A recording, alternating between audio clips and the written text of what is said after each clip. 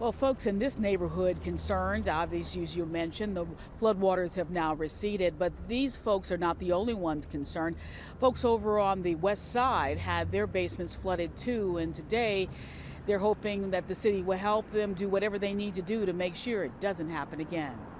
It was debris, feces, filthy water mixed in amongst our stuff.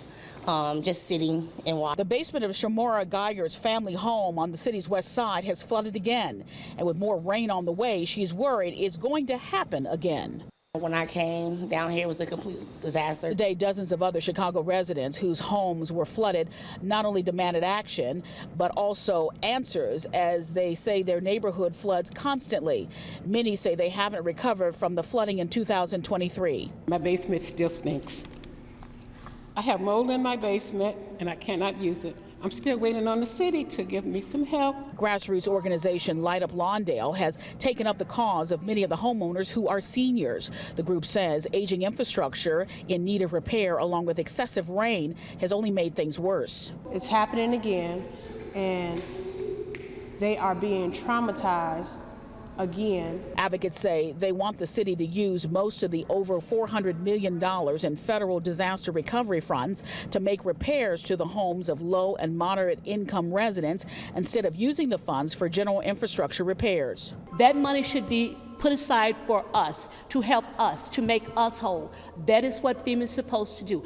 That is what we worked our entire lives for. That is what we pay our taxes for. Many of the seniors here say they're on fixed incomes and have no choice but to stay in their homes. Some say damage left behind by the flooding is making them sick. Larry Quinn says despite his efforts, his home is still full of mold. I done been hospitalized because the mold got in my chest so bad, I was in the hospital a week. A few of these residents admit they have received some federal disaster funds, but not nearly enough to cover costly repairs. Some here are also worried that they will not be able to hold on to their generational homes they've owned for years. After we finish cleaning up from one flood, then there's another flood. Now, in an emailed statement, a spokesperson for the city of Chicago writes in part, the city is working closely with FEMA and has ultimately secured more than $168 million in direct aid, adding that following community feedback, an additional $15 million of HUD disaster recovery money will now be allocated for direct cash assistance. Now, HUD now has 45 days to either approve the city's plan or actually reject it.